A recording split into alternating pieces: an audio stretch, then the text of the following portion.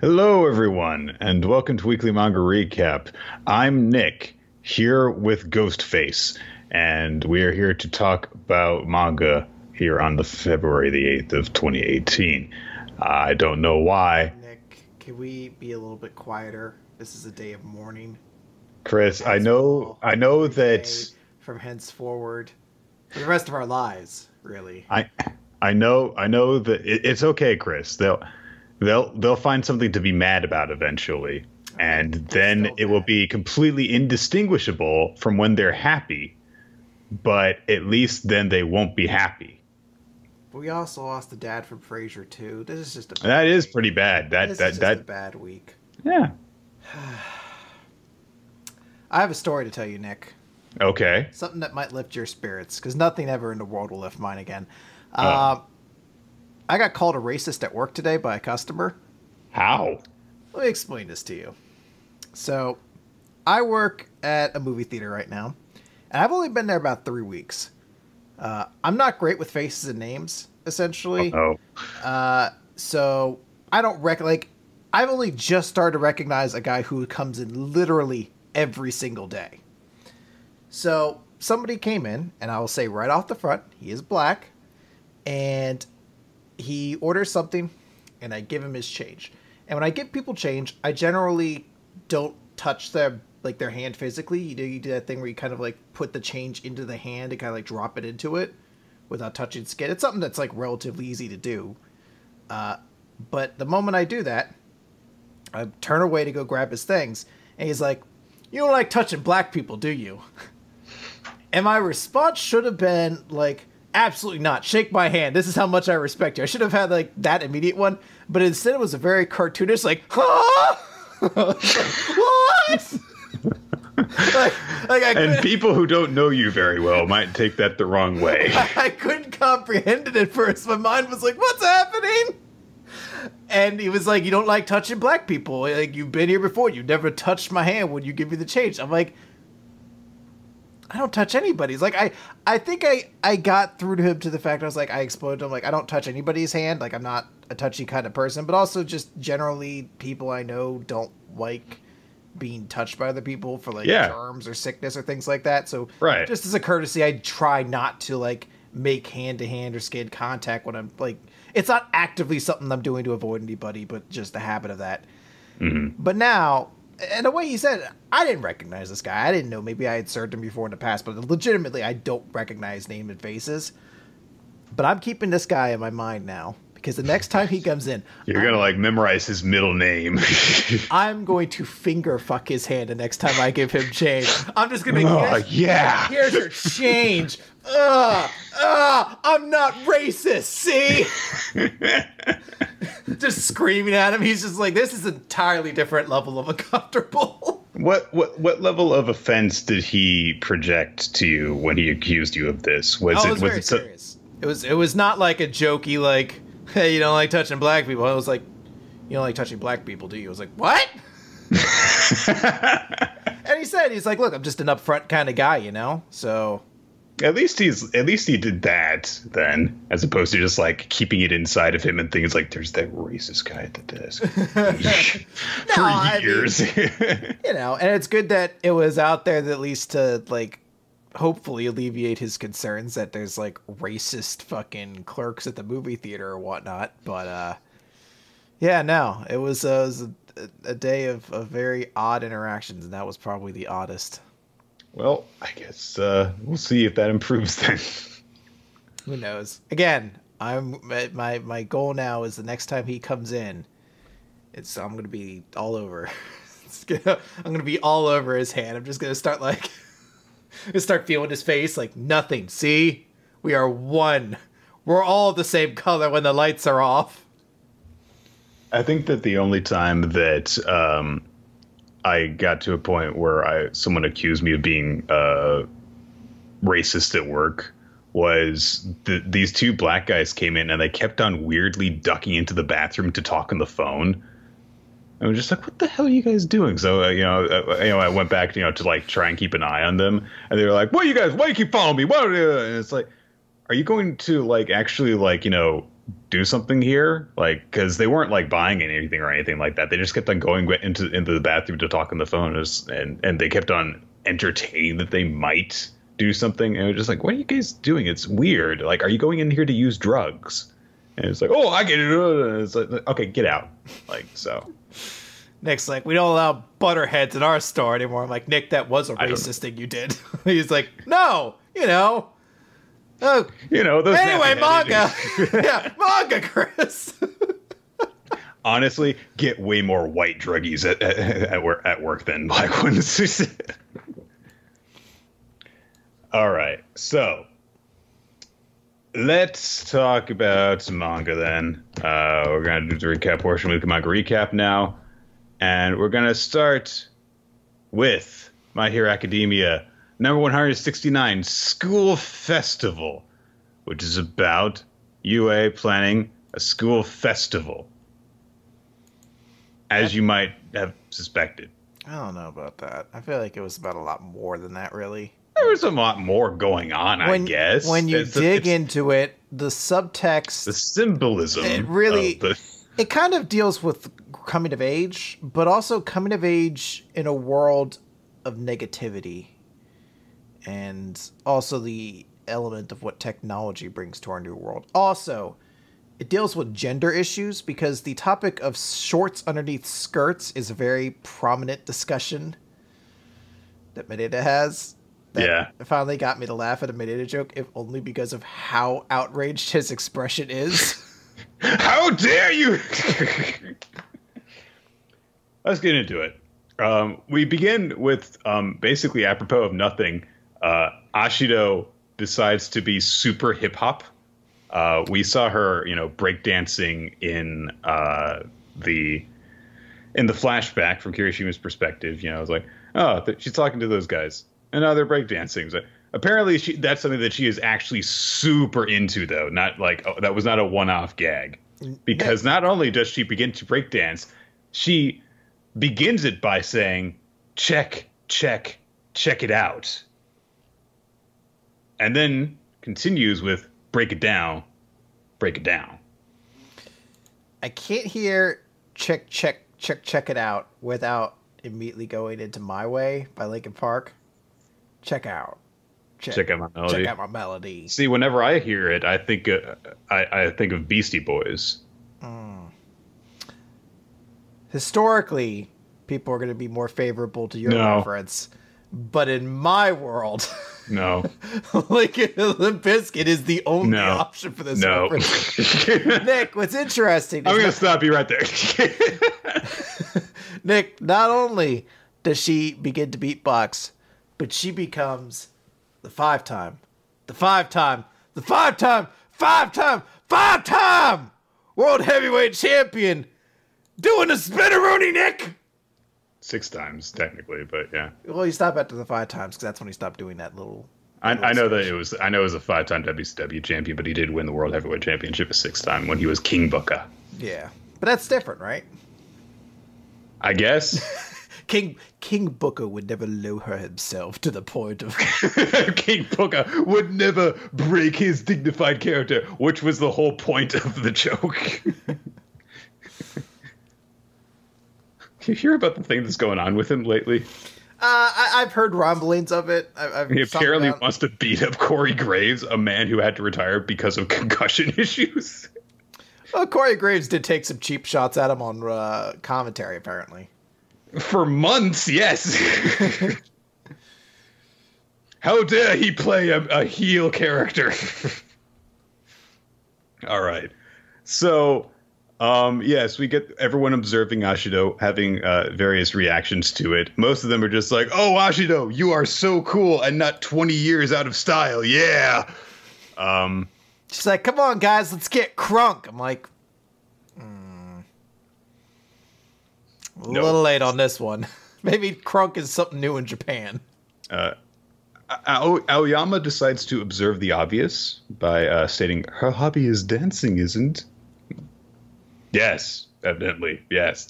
And then, yes, Mineta is very upset that Ashido has chosen to wear a skirt with shorts on underneath so he can't get a sweet panty shot because he's Mineta. I just love how angry he is about it. Like it really has ruined his world. I was having a good week until this very moment. He's like, God damn it! No one considers my feelings. Everyone considers his feelings and then rejects them.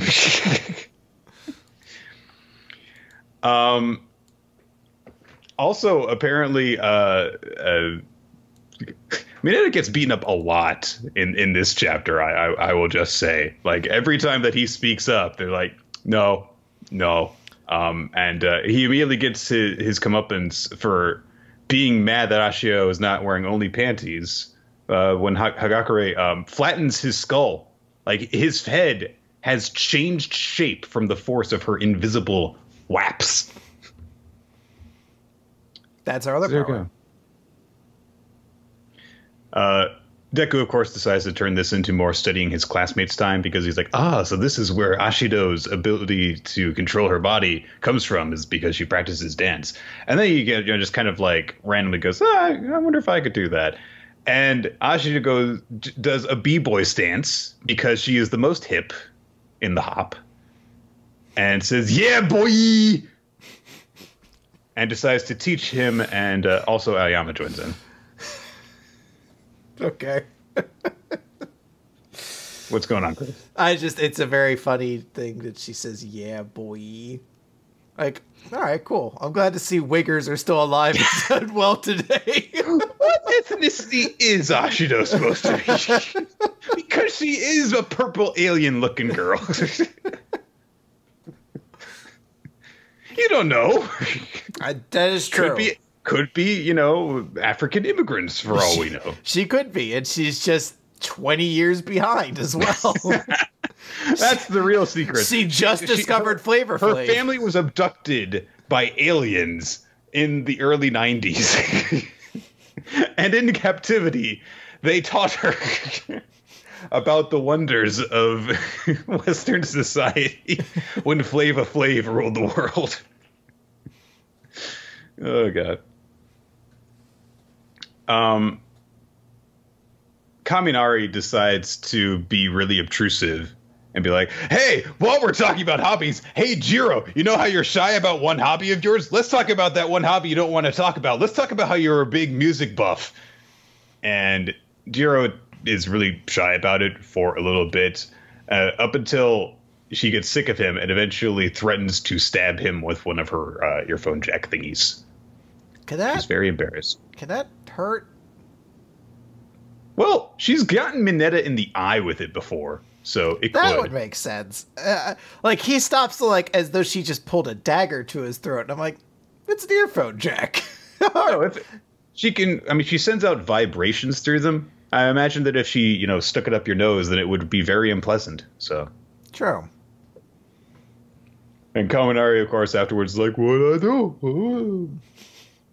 Because I am a dumb. Aizawa comes in, and you can tell that it's laid back time because he's wearing his sleeping bag. We haven't actually seen him wear that in a while, come to think of it. And he just announces that it is school festival time. And everyone's like, oh my gosh, a normal school thing is happening again. Hooray.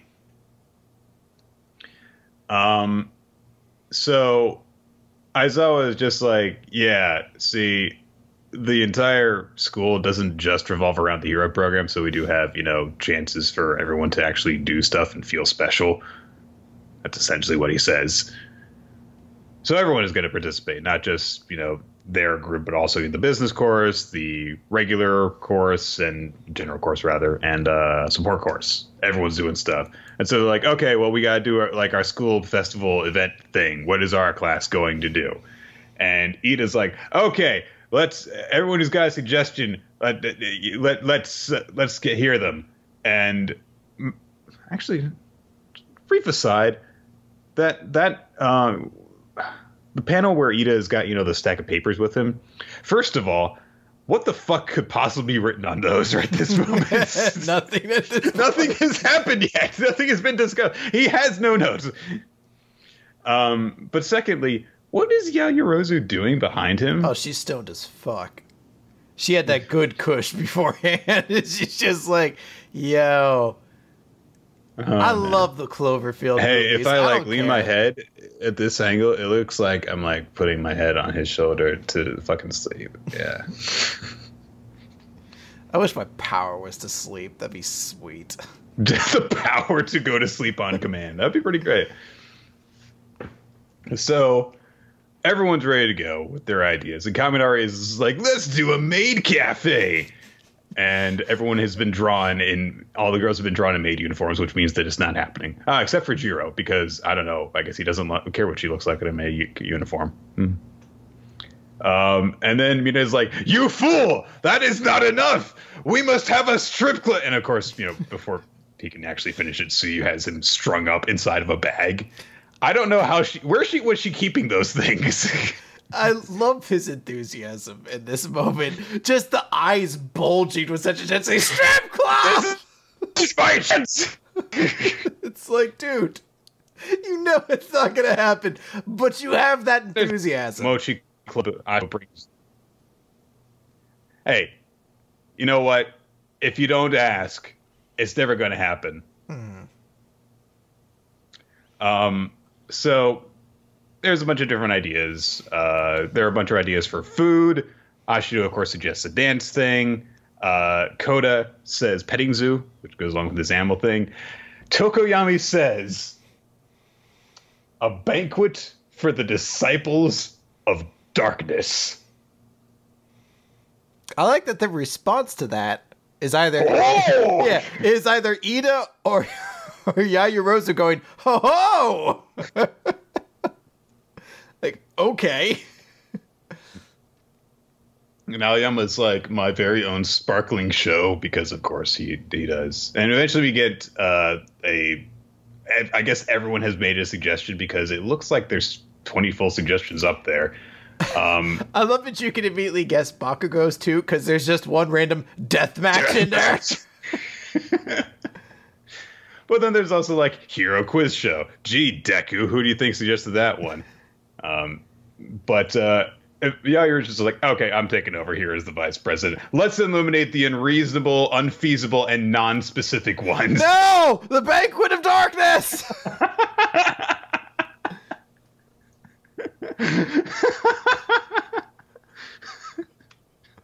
Curses. Damn it, Yajirosa, we were going to get our school festival arc Setsuro Tokoyami's Banquet of Darkness. I want to see what that was going to be now so much. Oh, man. And Bakugo is actually right on the money when he says, you were never going to go with mine. It's like, no, they weren't. You said that you should kill each other.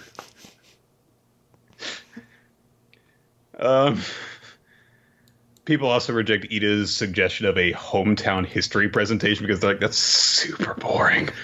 Well, like that Yajirosa's was a study party. Like, what? I think that fucking is nerds. That's more useful than a hometown history presentation. I know, but they're just such nerds. Like, you want to throw things at them. Like, I want erasers to hurl at them, to shun them with. They also have a disagreement, because they're like, maybe we should just like combine all the food-centric ideas, and they're like, no, they don't go together. You can't have crepes and Asian food. Till you get to Food Wars this week. Oh, yeah. What an amazing coincidence would that have been if Ishiki were like, my miso soup dish is actually a crepe with mochi inside it. Everyone's like, this is a lot of Japanese things, except the crepe, which is French. So, kind of screwed up there, buddy. So, eventually, not a lot of progress gets made. The bell rings, and as I was like, God, just decide on something by tomorrow morning, you guys, or else we're just going to have a regular class open house. Whatever the hell that means. Ida, I guess the implication is that he was looking for ideas online, because we hear a little ding from his computer that says, "Did you enjoy the video? Then like and subscribe." And later on, we see that the autoplay feature is on. So I'm guessing that that's why he was watching random videos, as opposed to like, hang on, guys, before we continue with our school festival meeting, I have to catch the latest episode of Weekly Manga Recap. Yeah, just remember to like, share, and subscribe. Weekly Manga Recap on YouTube. So, and also a whole bunch of the people aren't actually there anymore because they're kind of dispersed. People have to go and do studying. Bakugo has gone to bed. He does that a lot. Just goes to bed early, doesn't he? You know what? That's a good point. You know what I heard? I think it's J.J. Watt said that he sleeps for 10 hours a day, and that's how he like manages to stay and like recover his body from all the intense workouts. That's what Bakugo's doing. He's like, wake up, eat, train like a beast, sleep, repeat. That's it. Like, shit. All right. Not nearly as catchy a t-shirt slogan there. No. He'd fit deathmatch in there too somewhere too. Even though it's not a daily thing, it had to be in there. My client, Katsuki Bakugo. Eat, sleep, do training, blow something up, repeat. We're working on the slogans. He's not as catchy, but you know, it's going to be like his... He's got a look, though. He's got the it factor. He just needs to work on his promo game. He's already beaten Curtis Axel in terms of being a Paul Heyman climate, so he's got that going for him. And Ryback, let's be real. Oh, he was Ryback. That's right.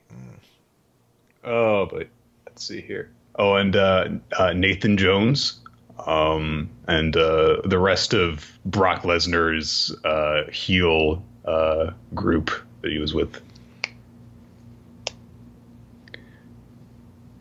Oh, the Survivor Series team. Way back in 2004 or something. I don't think those were his clients, though. I think that they were like picked out to be basically like heavies. They were picked out to be Team Lesnar, but he didn't make them clients. Okay, and then they stuck around with Angle after that. Well, Nathan Jones didn't. He was like, "Fuck this and go back to Australia." He's like, "It's playing so scary." I'm gonna go be in Mad Max. Being a wrestler's hard. Oh, hey, he wasn't Mad Max, wasn't he? Yeah. Huh. Anyway, so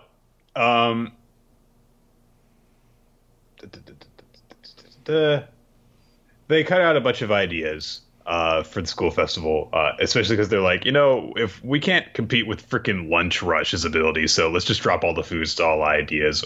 What the hell can we actually do then? They basically narrow it down. It's like, okay, what about these? No, we can't do a petting zoo because there's no way we could live up to hygiene standards. We can't put amateur performers on the spot. Ashia's like, well, we could dance, and Todoroki's actually like, yeah, why don't we try dancing? And he starts looking up stuff like, oh, hey, look, a choreographed, dance thing, and everyone's like, what do you know about this stuff, Todoroki? What do you go clubbing? Are you big into Step Up or whatever the hell that movie franchise is called? It is Step Up, right? I think. I don't know. There's a lot. There's Step Up.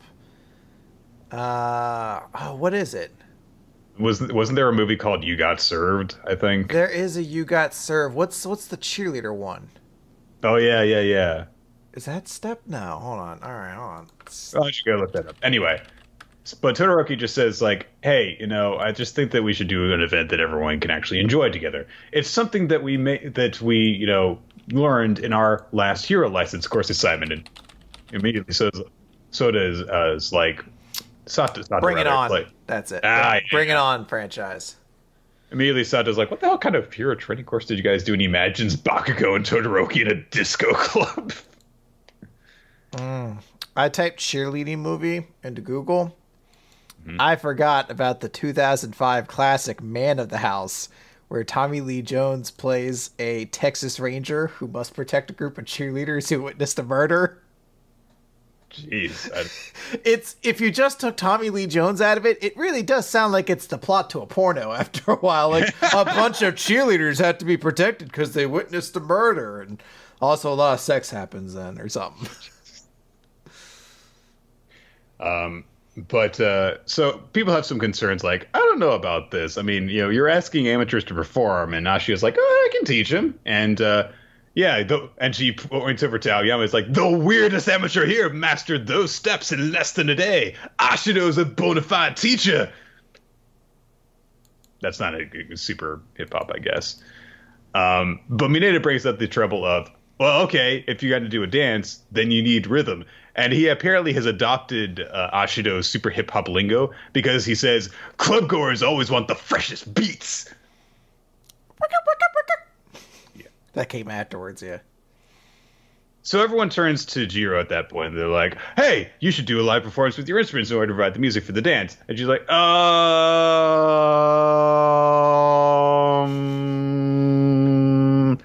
And she does something that I find to be very adorable, which is she takes her earbuds and kind of twiddles them together instead of twiddling her fingers together. I like that detail. She's like, I don't know. It's just a hobby. I don't know. I'm not really proud of it. And so Kaminari steps in, is like, hey, come on. It's cool how musical you are, And Kota also gets encouraging, and everyone kind of just like, come on. And eventually Jiro's like, oh, all right, fine. And although she says specifically, turning down all these requests wouldn't make me much of a rock star. Aw. Jiro arc! There you go, Nick. Jiro arc, Chris! Well, one thing to note, too, is the way it ends, because he left that video on autoplay. I don't care about the important plot details, Chris! All right. Jiro's moment in the spotlight has come! This is what it's like to be on the other side of this intensity. This is what it's like to be the young enthusiastic one. This is what it's like to be Nick all the time listening to me. You're like, but there's important details. Shut up, Osamu. Yes. Anyway, so the video that they were watching there has gone on to autoplay a mysterious scarfed figure. No idea who this is supposed to be. No idea what the hell's going on with him. I don't think we're supposed to know who this is. Unfortunately, I can't read the writing underneath the video, so I can't tell if it's any clues there. Well, I'm learning Japanese slowly but surely, but I can't, like, the symbols are pretty small. I don't know if you're supposed to actually make those out. But I wouldn't be shocked if that's maybe somebody related to Jiro. I don't think actually, like, related, like, in the family sense, because I think we've seen her parents, or at least her dad. Yeah. But I wouldn't be shocked if maybe it's somebody she looks up to who's, like, another music-based or rock star-based kind of hero of some kind. That'd be interesting. Because if he was watching stuff about dance, and that's a, YouTube recommended video, it would make sense if it was somebody really popular. Maybe he's like the Logan Paul of the universe, of the Manga universe. I don't actually still know who Logan Paul is. I know of him. I don't really know what he does. I think he just finds bodies. I think it's his thing. So is he some kind of detective? Basically, I think he's some kind of detective then. Oh. Damn. Everyone's a detective in my mind. He got big on YouTube by doing pranks, which means that he was an obnoxious asshole, but he filmed it, so therefore he gets to be famous now. Okay. And his brother somehow managed to turn that, because he did the same thing, into getting a gig on a Disney Channel show. And then he hid in the bathroom on a White House tour and then snuck out hours later and then tweeted about it, saying like, oh, check it out. I was at the White House way longer than I was supposed to be. And then Disney was like, you're fired. So he was also a detective. So they're brother detectives, like the Hardy Boys. Yes, Chris. Yes. Oh. He hid in the bathroom of the White House because he was trying to make sure that nobody would steal the Declaration of Independence. Holy shit, he's Nicolas Cage! Oh, yeah, this is going to be great. Remember to like, share, and subscribe. It's just a prank, bro. All right, so that was a chapter of My Hero Academia. It was another laid-back, very school life kind of chapter, but I really like whenever we get those. Give the minor characters a chance to shine. It's happening, Chris. It's happening. Jiro's going to be the biggest hero in the series. I'm happy for you, Nick. All right. let's move on to Food Wars, Shokugeki no Soma. It's chapter, 249, Watching from Beside You. So last time, Ishiki was putting out his dish, and he was mentioning to Katakuri, hang on. One moment, Nick. There's something we need to discuss. Is it the cleavage? It's not just the cleavage. Did you notice something unique about the cleavage, as in somebody sliding across it? Yes, Alice is resting on top of Erina's bosom. Alice is surfing over her cousin's breasts. I don't know what that is. I don't know why she's the one who's so excited about it, because she looks ecstatic in that shot. But it brings up a lot of uncomfortable implications. It only brings up implications that you project onto it, Chris. I am choosing to think of it as little as possible and just move on. Okay, it's super hot in my mind then. Go ahead. Okay. All right. Go. So, one mono soup made by Satoshi Ishiki. And everyone's like, oh my gosh, it looks so beautiful and smells so good. But then they're like, oh, but does it taste good? Oh, he put clam stock in it. I guess. Well, he made clam stock out of clams, Nick? It's pretty clever. Who would have thought of using chicken stock? Chicken. Oh, never gonna let that go. But basically, they just say it's like, okay, yes, the hair stock, the clam stock, and the right ratio. Yes, he did a good job with weird ingredients. I have no appreciation for this because I have never had clam stock or hair stock or any of that. So, good job, Ishiki, I guess. Also, it's like he's carrying a fan and he's wearing a super comfy robe, I guess. The one thing that was interesting to me is that Ume has a scene where she's talking about it, and I guess I should have noticed something because her shirt's also open, but for some reason her skirt was just slipping off, and for a while I was like, is it supposed to be falling off, or is this, because it's not like one of those things of like, it's not one of like the reaction shots of like, oh, my clothes are spilling off. It's just her clothes are falling off, and I was just seducing her out of her clothing, Chris. I guess the first time I saw it though, I was like, this soup has game. Someone needs to let her know. Literally, because hair is game meat. That was good. I'm gonna let you go with that one. Getting to the whole thing that Ishiki was mentioning at the end of the last chapter, where he said to Kirikuni that she inspired him to continue cooking. She's like, what the hell are you talking about? And Ishiki's like, sorry, we spent the last 4 pages talking about how awesome my soup is. What were we talking about again? Oh, right. So we have a flashback, again, to the Ishiki estate, and Ishiki's narration says, I began training at an extremely early age, and I learned things quickly. From the outside, I'm sure I seemed like the best heir the family could have asked for, but on the inside, I lived my life within the confines of a dark shadow. And it was like, everyone, you must be perfect. It's only natural for you to be brilliant. Being incapable is simply not permitted for you. Go back to your training. And Ishiki's like, I felt no sense of accomplishment from learning new things. No one praised me for anything I did. Day after day, I blandly, mechanically went through the motions of training. At the time, cooking was merely a thing that existed. He was in a gilded cage, Chris. He was so perfect that he couldn't even enjoy his own accomplishments because people just believed that he should be capable of them. Actually draws quite a parallel between himself and Erina, doesn't it? Yeah. But at that moment, the judges realized that there was something stuffed into the mochi dumpling on top of the soup. Oh, clear, pristine broth, which is turning cloudy. There's miso paste inside. I have no idea how any of this would taste, Chris. Look, earlier today I made chicken I cannot tenders, imagine how it would taste. I'm sorry. It's one of those things like how we do horror month every month and we both hate horror series, or each year we hate horror series. We do a cookie manga recap it each week, and both of us are pretty shitty chefs and don't eat a lot of foods. Well, it's especially bad because we're talking about, like, specifically a Japanese style dish. And I'm sorry, the most Japanese stuff that I've had has been going to sushi places in Florida. So, Yeah, I make ramen every so often. That's what I do. So I don't eat with chopsticks though, so that probably changes a lot of flavor.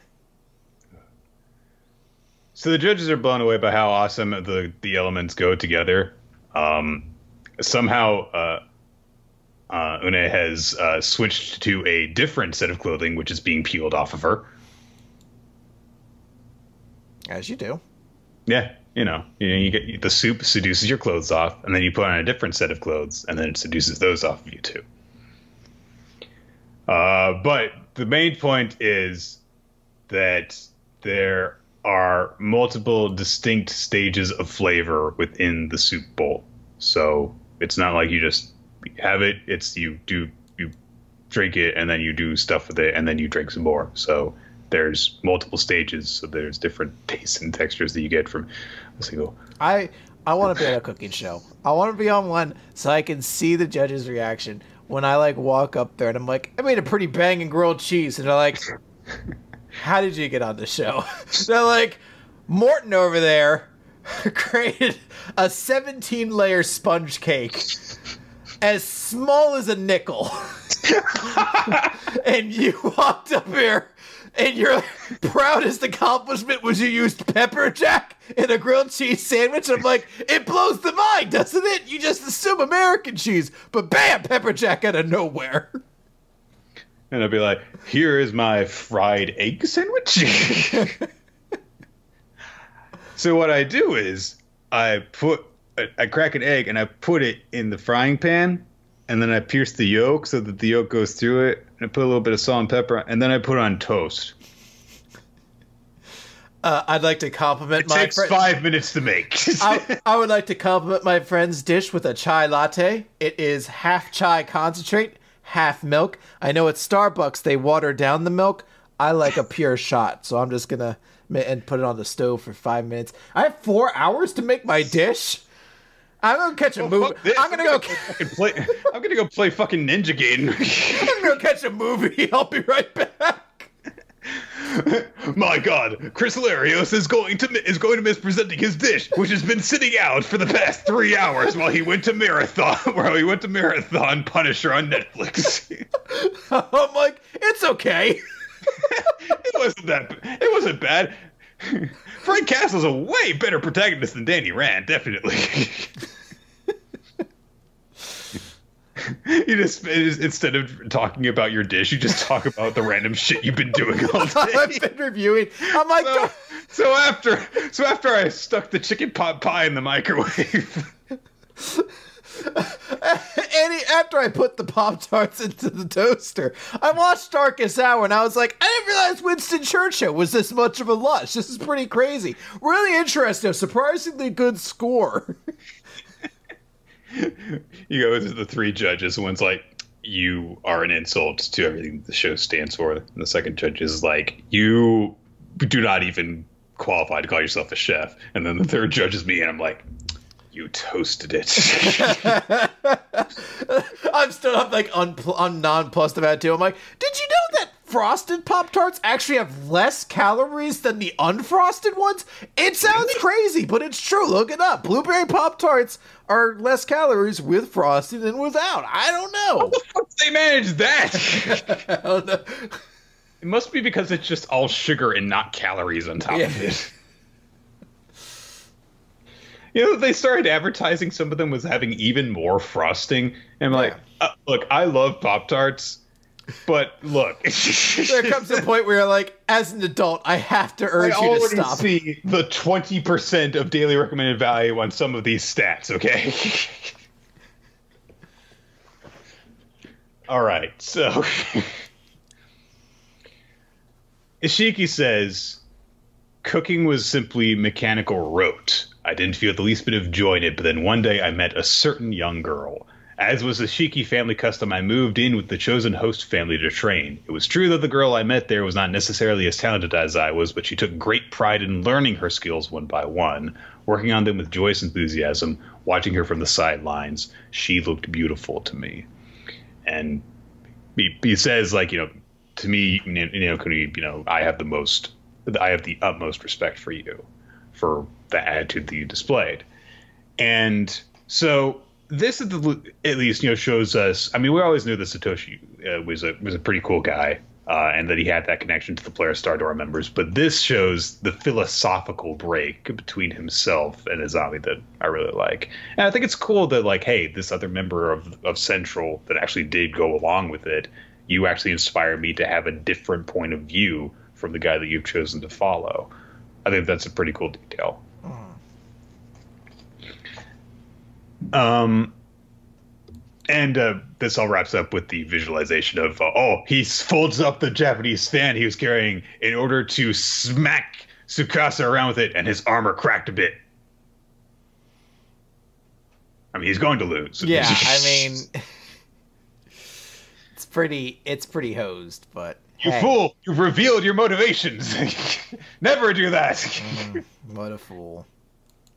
Never reveal your backstory that lets us know who you are as a character. It's like an Order of the Stick. Don't reveal what your name is until you absolutely need it.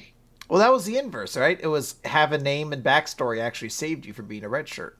Right. So he doesn't reveal his last name because, like, we're just going to hold on to that in case we need it later. All right. An okay chapter, but not tremendously huge, I guess. I'm not a huge Ishiki fan, so it doesn't hit me very hard. But I imagine if you are an Ishiki fan, it's probably a pretty cool chapter for you. Like I said, I do like the detail of it, but honestly, the connection between them was about what you would probably expect it to be. I just like that he hammered home the whole, it's like, this is why I think the way that I do. So. All right, let's talk a little bit about Act Age. It's the last chapter that we're getting from any of our Jumpstart series that we've gotten in this latest run. Scene 3, Stage 2. That's confusing goddamn titling there. Because the chapters are titled scenes, but then it's like, Scene 3, Stage 2. So, Kay is studying her commercial that was shot again. And she apparently went back to the studio and studied it for like 3 goddamn hours because she just does that thing where she goes into a trance to freaking watch stuff. And the thing that she eventually comes away with is they're just kind of like, the director and producer are just kind of like, what, do you gotta stop her eventually? Eventually, Kay finally turns away and says, isn't there something weird about how I am in this video? And so... director's like, what do you mean strange? In what way? And she's like, I don't know. That's why I'm asking you, asshole. He's like, oh, okay, just be a rude biatch about it. But he sees opportunity in this because he's like, she already understands that her performance is not refined. She already understands that despite the fact that she has that potential, that she has to actually improve it and fine-tune it. So I'm going to strike while the iron's hot and actually develop her and help her to evolve quickly. One day she'll be ready to play that special role. So, Kuriyama basically sets up something. There is some stuff that happens in between where some guys are talking. I don't know who they are, and I don't think we're supposed to know who they are, but it's a dark-skinned guy and a very, very, very snooty-looking woman. And they're like,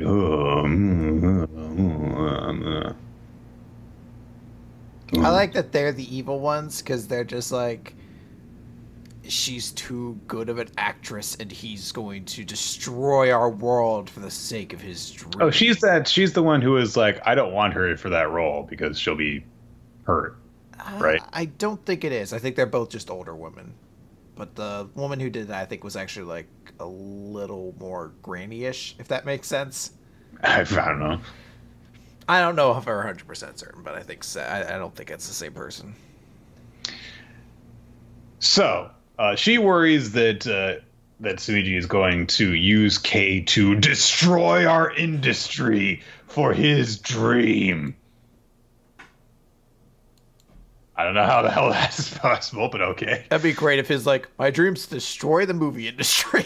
Like, oh, I thought it was to make, like, a special movie or something. It needs to be burned down and then built back up with way less sexism, okay? He's like, so that's why I'm teaching you how to act. So you can set fire to everything and then act like you don't know anything when the police catch you. She's like, I guess that's a plan. So he scores Kay a quick little payday as an extra in a historical drama. And her role is to be a random member in the crowd so that they can react to a little girl being fucking executed in the street. What the fuck kind of rating would this get? Like, she's murdering a child with a sword. They still don't let you kill children in Fallout games or Skyrim. Like, it is crazy. Like, what movie? I guess it would have to be R, right? Isn't violence towards children automatically in R? I mean, I don't know. A Japan systems obviously is very different, I'm sure, but I mean, the fact that the sword gets as close to the child actor or actress, I don't fucking know, indicates that they're going to get really, really, really goddamn close in showing the graphic nature of the death. And they are actually, if I was saying, it's like, yeah, so that village is going to die. So. Well, Nick, the new It, spoilers, starts off with Pennywise ripping off Georgie's arm in graphic detail and then dismembering him. So it would have to be R, yes. Yeah, so, look, graphically harming children is not really taboo anymore. It's kind of I don't think it's taboo. I'm just saying it's kind of chic now. So I'm looking forward to a new age of movies. It's cool. People are trying to find new, innovative ways to do it. It's kind of like Tide Pod challenges. You kind of find a new, like, interesting way to do it. You can't just do the same thing now. So now it's like rip a child's arm off while hurling them out of like a helicopter. It's cool. I get what you're saying. It's hip. It's urban. So, you know, check it out. Murderous clown. Check out my melody. No. I'm going to bring this Limp Bizkit train all around. No. So, Kay thinks to herself, like, okay, so I'm a villager in the Edo era. What do I do? I mean, I've never experienced, you know, that kind of thing before. I have no memories that I can actually pull upon for my performance. I was born in a completely different era than this woman I'm supposed to be portraying. So they call action. So she thinks to herself, okay, I'm a villager. I witness them kill a little girl. And just look as they kill her. And she immediately bursts in and does a flying sidekick to the guy he's going to kill. Okay. She just like runs in sandals and does a flying kick. I love that. That's amazing. And everyone's just like, yep, you ruined the take. I can't tell if this director's supposed to be angry about this or not in like the way I'd expect a director to, because he has one expression in every shot, which is just... So I can't tell if he's supposed to be like, if he's like part of this team that's trying to like inspire her in the next thing, because his response is like, no, as an actress, the script is your Bible, like to follow that, which is a way more like elegant way of what I would be as a director. Like, get off my fucking set. Like, I can hire any person to fill this. You are a spot filler. Your job is to do nothing. The dude in fucking James Bond who is sweeping the air is less distracting than you right now.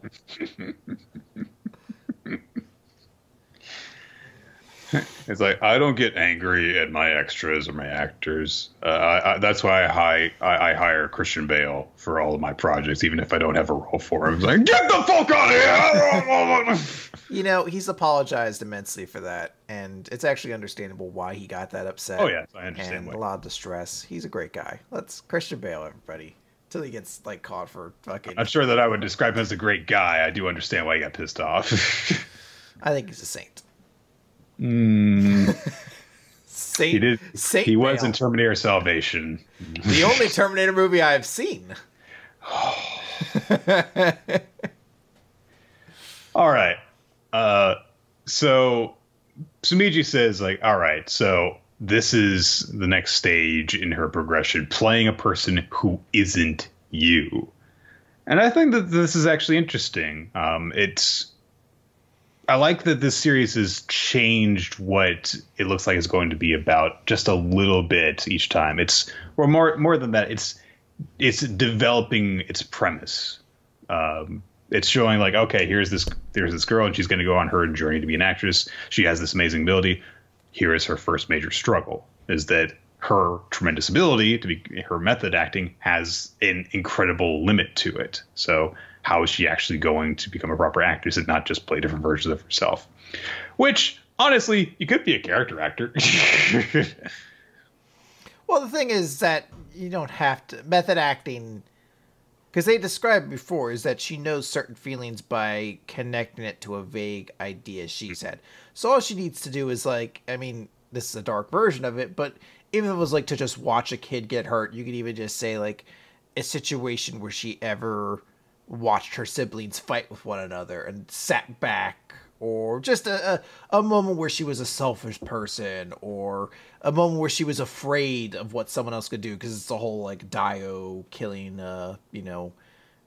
fucking adolescent, like, who got in the way kind of thing. Like, you could just have her any kind of authority figure that she sat back and kind of let do as they will.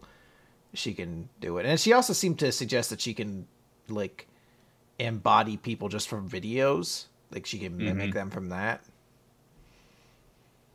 So we shall see. I mean, I guess we won't, because it's a jump start and this is the end of it. So unless it gets picked up in a magazine, we'll never know.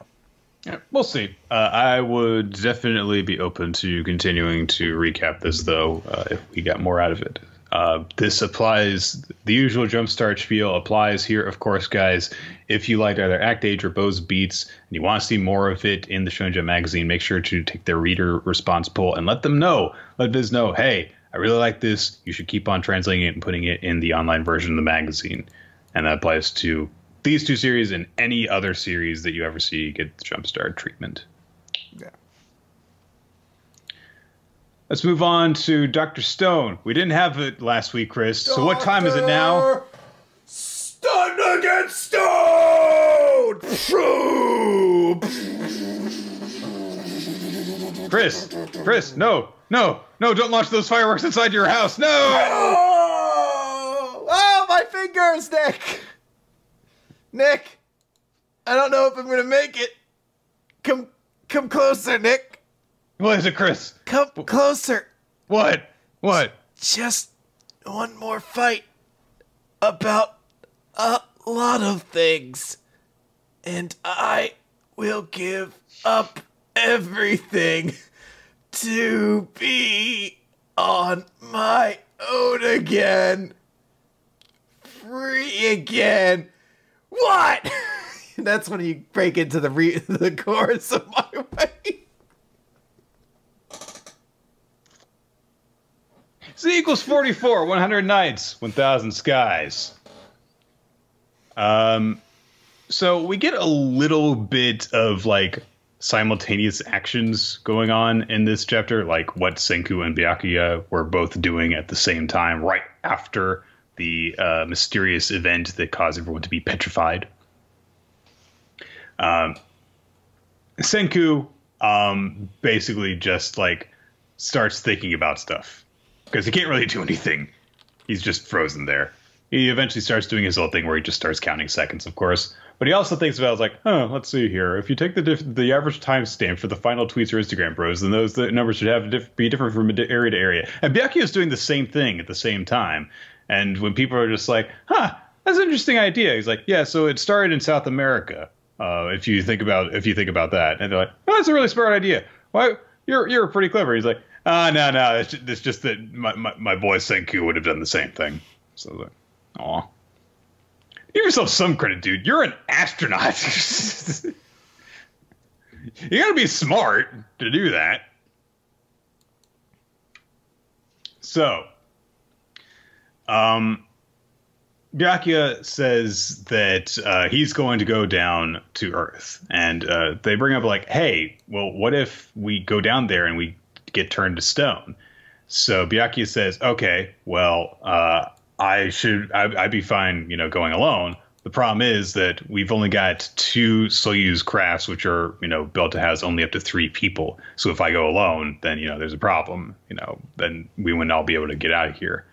So I've already forgotten his name, I'm afraid. But the gruff won't eat ramen guy. Nerys. What? Nerys, Nick. Remember, he's a combination of you. Right, he's us. Right, yeah. Nerys, right. He punches Byakuya in the stomach, and he's like, oh, Shamil, it says his name right there. God damn it. He's like, look, if there's not going to be any support for a ground landing from down there, you might be turned to stone during the journey. So if there's anyone who's going to go on a potential suicide mission, it's going to be loners like me. So basically the 3 people that don't like have a tremendous amount of kids or loved ones or whatever go down first. And they land in the ocean, and they're like, so, good news and bad news. The good news is we didn't turn to stone. The bad news is we really missed the target. The capsule slipped over in the water, and we can't get the hatch open without it flooding and us sinking and dying. That seems like it would be a problem. Yeah. So they're like, okay, what should we do here? Because there's no way out of that situation unless they actually get, help. And I'm really starting to get sick of Goatee Guy, the older looking guy, the astronauts, because he just constantly was like, there's no way we could do anything. He's the most pessimistic scientist in the world who's Game just over, man! Game over! That's like everyone in the world's turned to stone. Oh, we're all fucking doomed! Let's just blow our heads off now and end this misery! Like, we think we could save everybody. Why should we? Humanity will destroy itself if we do! What if we go down there and try and find a way to unpetrify people? What about us? Who's gonna come up here and rescue us? It's like you're the worst scientist. It's impossible! We might as well just go die now. Hang on a second, I'll get this hatch open. We'll all die in the cold, unforgiving vacuum of space. I'm Mary Poppins!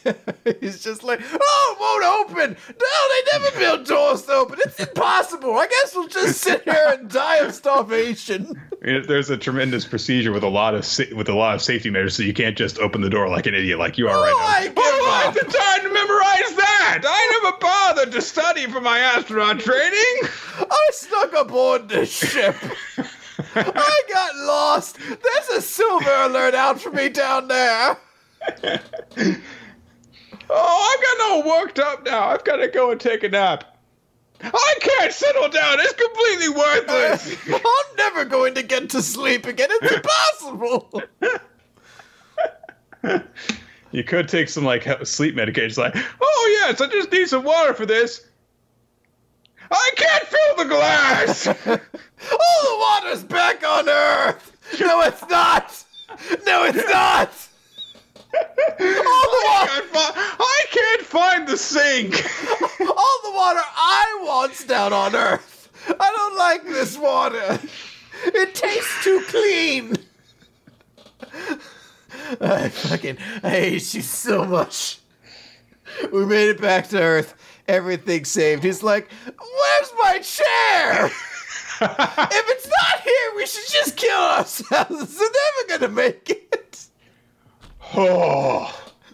They're like, okay, there's only 6 of us, so I know that, we may not really be up for it in terms of our feelings for each other, but realistically speaking, we do kind of have an obligation to repopulate in order to have the human race continue to survive. It's like, having sex really is hard! I like the idea that... I don't know if I find any of you ladies attractive enough! That Byakuya got together with the one girl he's clearly paired with, and they turned to fucking the old dude, and he's just like, I wanted to fuck the pop star!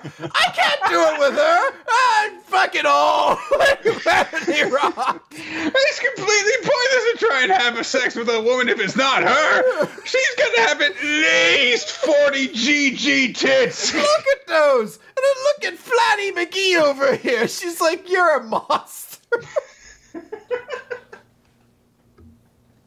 I should just kill her now because no one's gonna want to have sex with her.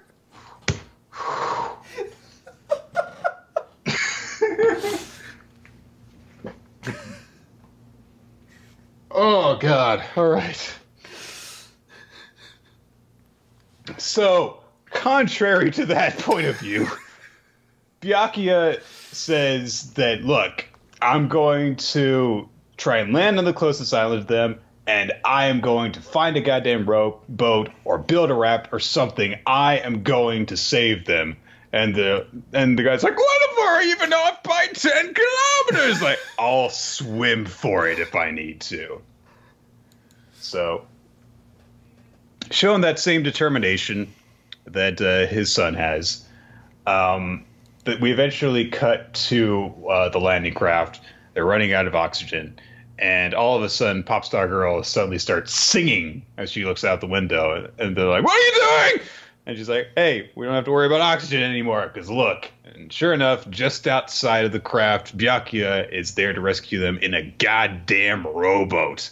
He rowed to save them. What a dude. So they get aboard an island together. And, he explains that, see, there was an abandoned lifeboat. We came across the boat's likely owner. He was super dead.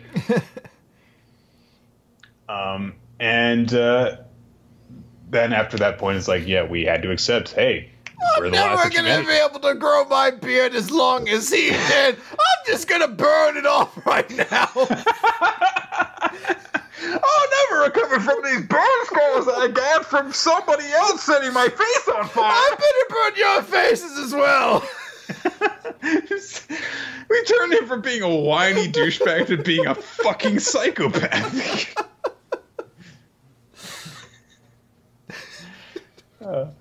So, fortunately, they had, some supplies and, of course, survival training. And they managed to make a living for themselves. And several years passed. Things started getting better. Some of the astronauts started marrying and having kids together. Shamil and Connie, Nerys and the pigtailed girl got together. The non-pop star girl ended up with Beardy Dude, who was like, look, I managed to grow out my beard as long as I wanted to have it. I guess things are great now. Things work out when you just keep a positive spirit up. She's like, the baby's crying again. It's never going to stop crying. Let's just drown it and get a new one. I'll throw it against the rocks and just save us the time. She's like, I literally can't leave the baby with him ever. It's like the next day, it's like, see, things work out great. I've got a full beard now, and I don't have to worry about taking care of the children. Life's wonderful. One day, my children will grow up to love and respect me and the sacrifices I made.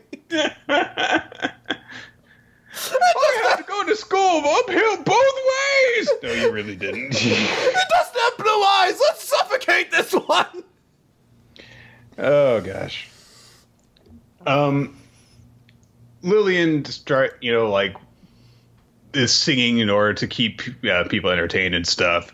She has found the sexiest of rags to wear, by the way, because they're all wearing basically raggy versions of their clothes or whatever they could get cobbled together from the supplies surrounding them.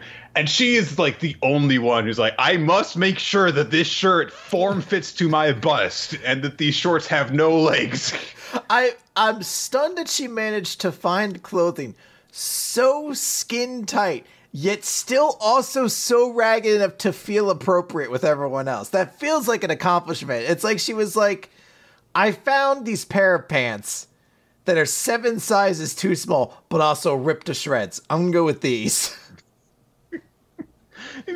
She must have managed to find the rare elastic hided deer in order to make her clothes from or something like that. Because that stuff clings to her. Doesn't have a wedgie though. She breaks down in the middle of singing to entertain everyone of the kids, and goes off by herself as she thinks about when she first discovered her passion for singing in a quick little cutaway panel. Apparently her father wasn't very good to her because he's drinking in the background. Yeah. It's one of those things you're, I think, supposed to try to take away a little bit from. But yeah, it seems at the very least they were very impoverished and had very little money. But loved listening to music. And so she thinks about that and runs off by herself. Byakuya approaches her as she's feeling bad. And she's like, yeah, all the works of all those wonderful geniuses, Mozart, the Beatles, the Biscuit. Right. She's like, I'm never gonna listen to My Way again. I hope I can keep it in my heart. Just one more fight and I'll be over it.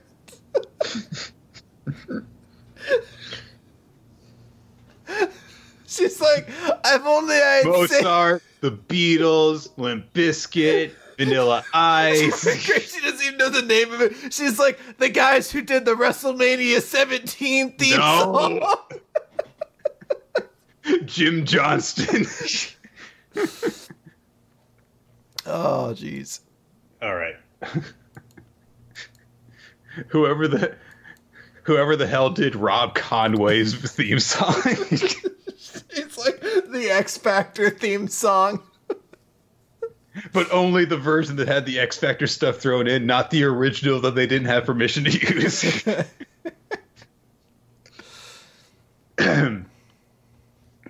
John Cena's rap album. Hey, there's some classics on there. All right, well. So... Yeah, she says, like, I've just actually thought how, all of that wonderful stuff, all those songs and compositions, they're just going to disappear. But Byakuya says, nah, someone will discover a way to break people out. Humanity won't die out so quietly. Because if nothing else, I know that my Senku is still alive. And Lillian's like, you know what? If your son's anything like you, then I'm sure that he will. And Byakuya says... We may not share blood, but he's still my boy. What does that mean? Seems as though to say that he adopted Senku. Which means that he is not related to Byakuya and thus does not share DNA with Kohaku. Thus, ship on! Boom! I mean, it's still technically incest because they're related by marriage. But anyway, I'm gonna take a nap. Whatever. But it is weird though because like you look at the hair and it's like, oh no, I feel like you could be Byakuya's biological father. But that also would explain it's like, oh, I guess that's why Senku's mom isn't around if he never married and just adopted a kid. But yeah. He says, like, I'm sure that he'll make it. We probably won't live to see it ourselves, but he'll figure it out. How to save everyone, all 7 billion of them. And someday, when Senku manages to wake up, he's going to need friends he can count on. So we'll pass that baton thousands of years into the future with a very nice kind of collage of, the 6 astronauts and the line of descendants that they've had leading up to the current village with Kohaku front and center. Kohaku looks like she's playing a guitar. Yeah, a little bit, yeah. A little bit of air guitar there. So, Byakuya's story of Senku really did have nothing to do with Senku, Chris. Well, I don't know if it's done yet. I'm pretty sure it's done. I don't know. I think he may still have something... The next chapter may still explain some things. I don't know. This went to cover, I guess, this gap there. I was a little bummed out by this chapter, if only because I kind of almost wish it were longer. Like, it was kind of hard to even realize they were in danger of, like, suffocating there because they kind of introduce and solve that problem within, like, 3 pages. But it's fine. I like the little twist, too, of, like, oh, Senku isn't my actual biological son, and seeing what potentially that could add to the story. Also just it is a sweet sentiment of like, I have so much utmost faith in my son that I'm like, my goal is to make sure that there are going to be great people alive in this world to help support him. We're going to populate the earth with people for him to become friends with and help guide into a new future. It's a very sweet sentiment, so I like that part. Oh. All right. So, with that said, let's jump on over to We Never Learn, question 49. The only thing that engenders X when an elder experiences a close call. What the fuck, man? So when I was prepping for this episode, I came across Black Clover. I was like, oh, that's a pretty long chapter title. Maybe it'll actually beat how We Never Learned this week. And I got that We Never Learned. No. They're going an for extra long title just to keep the crown. So the chapter is starting with a flashback to explain how Kirisu got to that point. Because, Nick, we haven't had a Kirisu chapter in almost a month, so it's time for another one. And it starts off with Kirisu being at this company, or what would you call it? School faculty barbecue, essentially. Yeah. And a couple of the male teachers are really excited because they're like, oh, where's Kirisu? I kind of wanted to see her in a swimsuit because, they just degrade her into that. Like, I mean, one of them says, I do want to know her better, but it is like, I guess that's really the only relationship she's meant to have with her fellow, like, student faculty members is like, or school faculty members. They're just like, we think she's attractive. She wanders off and runs into a crab, which leaps up, tugs on her bikini as crabs do, tugs on her bikini string, and yanks it off, at which point she is then hit by a wave and loses her bikini top entirely. Nick, not only does this crab do this, that is in addition to the dolphin, which snatched bikini tops out of it, in addition to another creature, who we'll bring up in just a moment, where we're now in the present, where Kirisu is topless, and Yuiga has shown up, and he's like, all right, I'll try to guide you basically back to the changing booth, because we can't stay here. High tide's coming in, and this area will be underwater, so you can't just wait until it's evening to sneak out. So I'll guide you back there. And he's a little far away from her because she's an attractive woman who is completely topless, and he's a fucking teenager. So he's even just like, this is too stimulating. I can't help this. She's, of course, being like, I know, don't worry about it. I'm fine. And then she steps on a sea cucumber and screams. And the sea cucumber leaps into the air and says, tee-hee. Because... what is with the perverted animals in this universe? Nick, I feel that Yuiga and Kirisu's mistake was that they shouldn't have gone to Rapey Beach. And I understand, it's tough. Rapey Beach. Let's all go to Rapey Beach. It's tough not to, because they have a fantastic ad campaign. I actually have an image up here for you. And you can go to Rapey Beach. Oh, man, the Rapey Beach jingle, that's on TV every day, man. You can meet Mr. Tugs the crab. You can meet Gropey the dolphin. And of course there's... Gropey the dolphin. And of course there's Doodles, the masochist sea cucumber. It's a classic lineup of all of your favorites. So it's tough not to go to Rapey Beach. But honestly, if you're trying to avoid the situation, you should go. But they're here. They're stuck in it. But there's this sudden jolt causes her to grab on Yuiga, and he drops his glasses and breaks them. Makes quite a face while she's doing it, too. Yeah. Like, his art style basically changes when this happens. I think it's our first time seeing him with that kind of expression. Yeah. So, because his glasses are broken, now he has to be the one led along, because he's one of those guys who, without his glasses, I guess, is completely helpless. He's Boy Velma, yes. Yeah. And because he's the one that has to be led, it's very difficult for him, because now he can like only blurrily see her, but he sees just enough for it like to be stimulated by it. He's trying to keep himself from not being like aroused by reciting battles and things like that. And I wanted to ask, Nick, what's your go-to when you're trying to avoid stimulation that you like run through to like keep yourself out of that moment. Like you always hear like the go-to is like a starting lineup in like a baseball bullpen or things like that. People will go to that a lot. Personally, I try to recite the starting lineup from the 2007 New York Giants, and when I get to the offensive line, that's usually enough to get me out of it, because I'm like, was Kevin Booth starting then? No, I don't think he was in there. It was Kiwanuka was still in there. Was R.W. McQuarters our starting quarterback on the right side?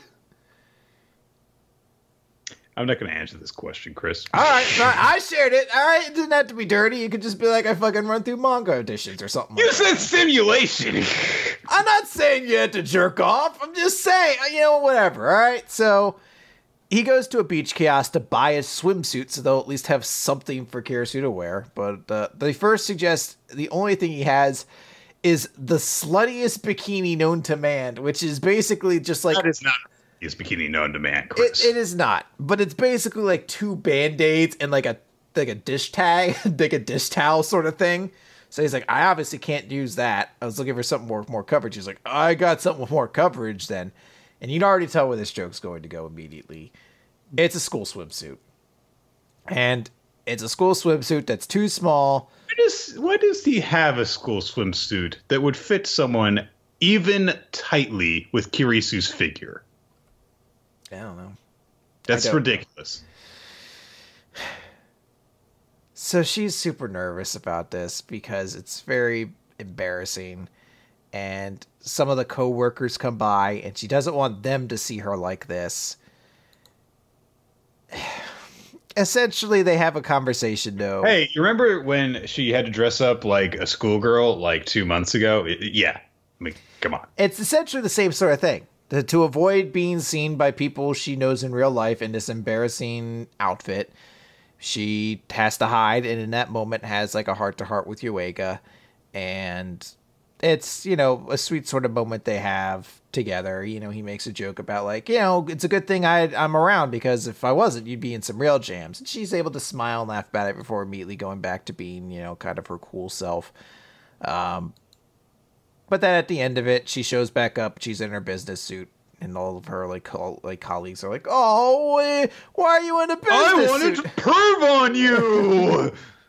And she's like, "What kind of school function allows us to like? Maybe it's not sanctioned by the school in any way, but it seems like we all just hang out at the beach in swimwear drinking beer. That can't be like kosher for the school." That can't be school sanctioned, no. It's got to be something that they independently planned, in which case I'm sure that they wouldn't really give a shit so long as they didn't actually do something that would get them in trouble. Yeah. But anyways, it ends with like Yuega being like, I'll walk. She's like, no, get the fuck in my car. It's faster than the train. And he's like, I almost died that day. Look, We Never Learn's been really bad recently. I don't know what to say. It's been on a really rough track for a good stretch here. It's not god awful. There's usually at least one funny joke. Part of me finds the fact that there's like a crab that leaps into the air to snap off like bikini tops. I think that was a joke I made when I did the fishing manga pitch back in the day on our bonus podcast. Oh, It's a sexually like harassing, mischievous crab of some kind called Mr. Snips. Like the fact that actually was put into a manga is somewhat amusing to me, but it is not been a very good string, and that quote I have of "We Never Learn" is better than Nisekoi is just continuing to. Oh no! The god of manga was just like, "I'll show you." How dare you say such a thing? Also, Marika's best girl. I wonder if there's been a lot of pressure from like the editor of the series to make We Never Learn sexy lately. Between this and Asumi and all that stuff. Because Kirisu in Your Light has gotten a lot of stuff lately, and it's always in like putting her in, provocative outfits in the last several chapters. Lots of stuff focusing on boobs. So I wonder if there's just like a string of stuff going on where it's like, hey, you need to like make this series like sexier. It's a very real possibility that maybe that's been like something the editors came back with of like, hey, the manga's been a little too romantic recently. You know, let's try to hit back on being a little cheesecakey. But during that stretch, we also had that one chapter with like Takamoto, which was like as unsexy as possible. It was just a very like romantic sort of chapter. So maybe we're just in the big string. I haven't been following the rankings or anything like that, so I have no knowledge of any sort of real basis for this. But maybe it is just a moment where like the editors were saying like, hey, why don't we try to hit on the ecchi train a little bit more or things like that. I don't know.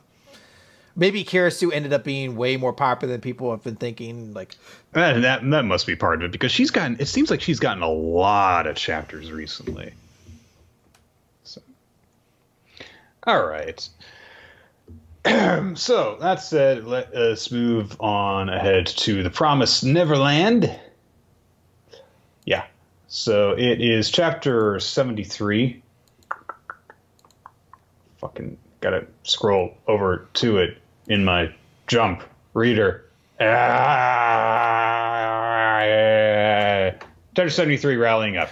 So we actually begin this with a flashback from the perspective of the person who betrayed William Minerva, his brother, the 36th head of the Rattray clan, Peter Rattray. Basically, through narration from his perspective, he says, like, I did kind of understand what your perspective was on, your ideas, but I pretended to agree with you in order to send you to your death because you betrayed me, you betrayed the clan, you betrayed the human world. So I'm going to actually fulfill the duty that you promised that you would, and I'm going to undo your mistake with that whole massive settlement. And he also, in his mind, accuses Minerva of making that settlement with the windmills and stuff that's been turned into hunting grounds in order to actually make it a base for children to revolt, as opposed to just have them escape to the human world. And so he vows to continue to mediate between the two worlds, fulfill the promise, ensure peace for humanity. I won't any of the livestock children cross over to this world. I'll kill any child who wishes to do so. So he's got an extreme to it. What do you want, Nick? Come on, guys, you gotta admire his passion.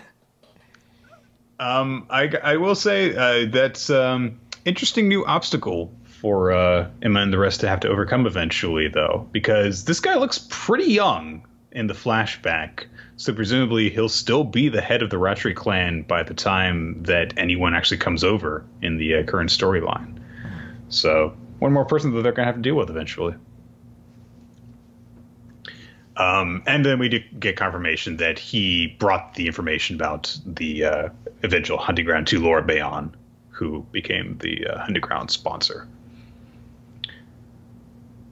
Is that like a drink that he's carrying in that one shot? Because that's a weird looking mug. Oh. It could be a mug. Yeah, it's tough to tell. I think it's a drink of some kind. So, in the present day, Lucas and Emma look in the drawer where there is supposed to be some help inside, and it looks empty, but they're like, well, of course it looks empty, because if someone just randomly pulled the drawer open, then they would say this thing that is supposed to help us. But we know that something is definitely supposed to be in this drawer, so they kind of pull it apart, and Emma finds a hidden board behind the drawer. The drawer's empty? The drawer is empty. The drawer's not empty on my version. Hold on. Let me try to pull up a picture of it. All right, Chris. See, like in my version, yeah, it's empty, Chris. Yes, there's a bunch of copies of gigantic asses in there. What? I pulled up the image for the stream, guys. When she opens the drawer up, all of Minerva's copies of gigantic asses are in there. Carry on, Nick. So this is what it's like being Nick all the time.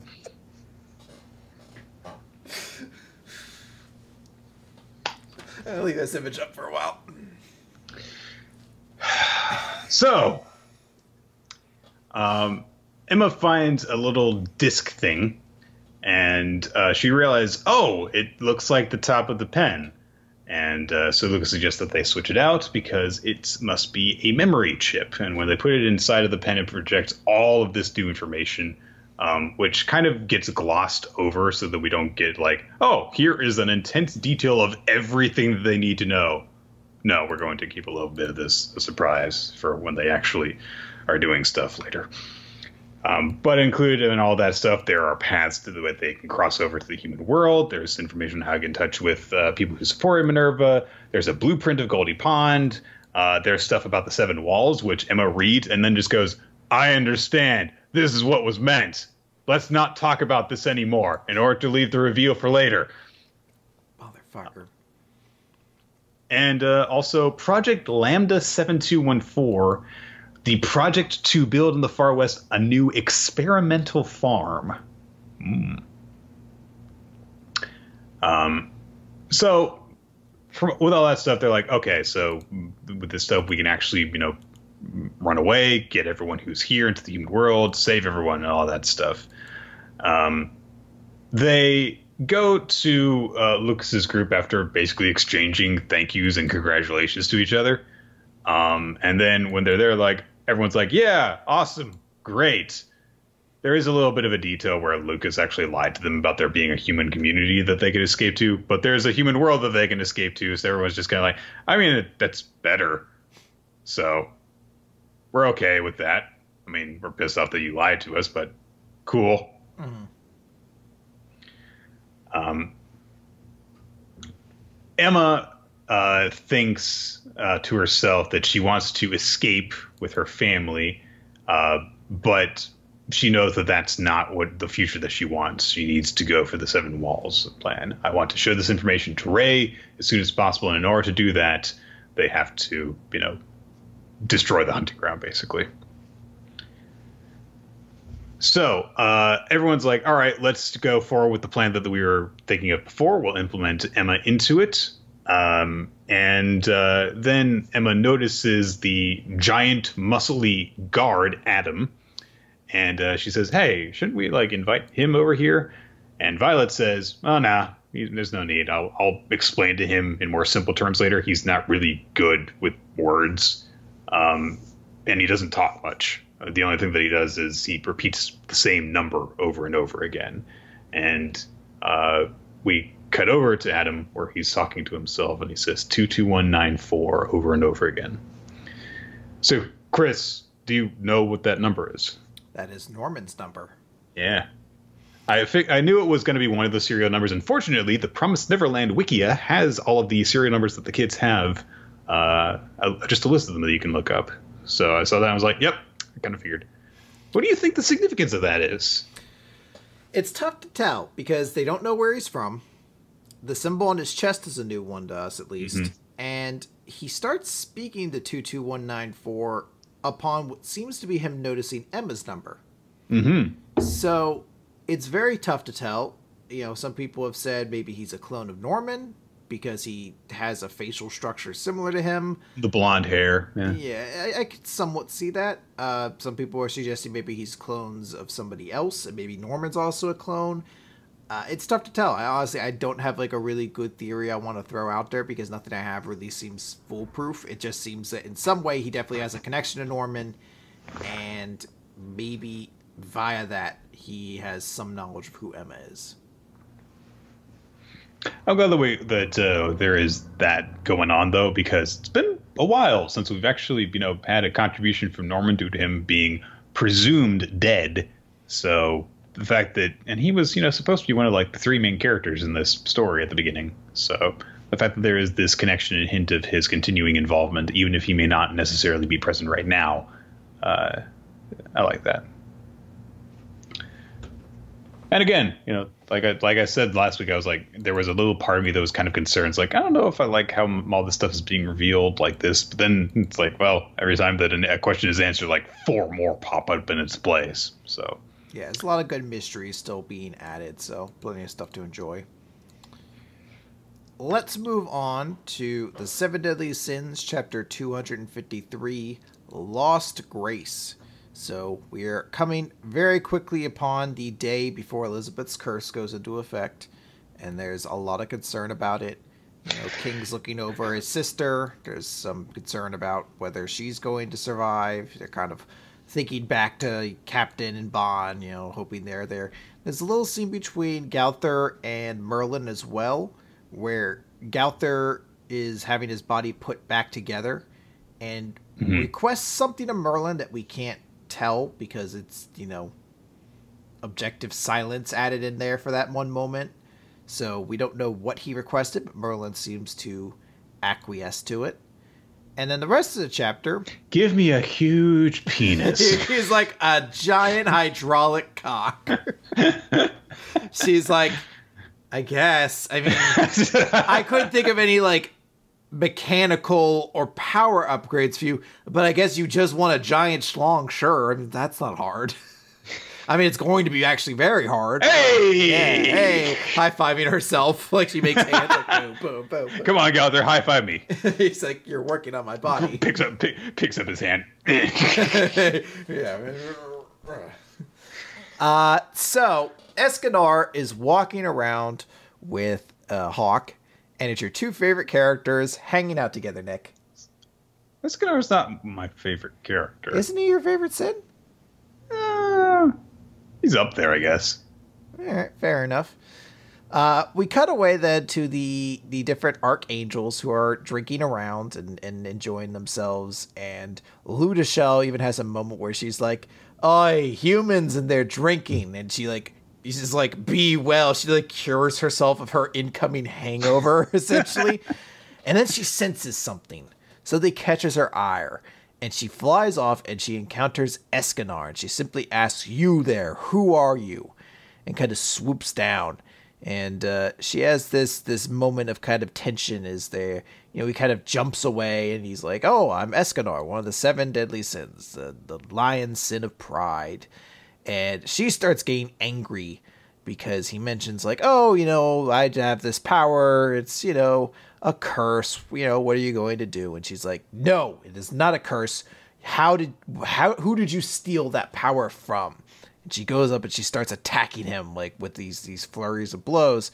And she's like, how did you steal? And he's like, "I don't understand the question." He tries to grab her and she's too fast. She cuts his shirt off essentially. And she explains, "Yeah, check out Rip Time."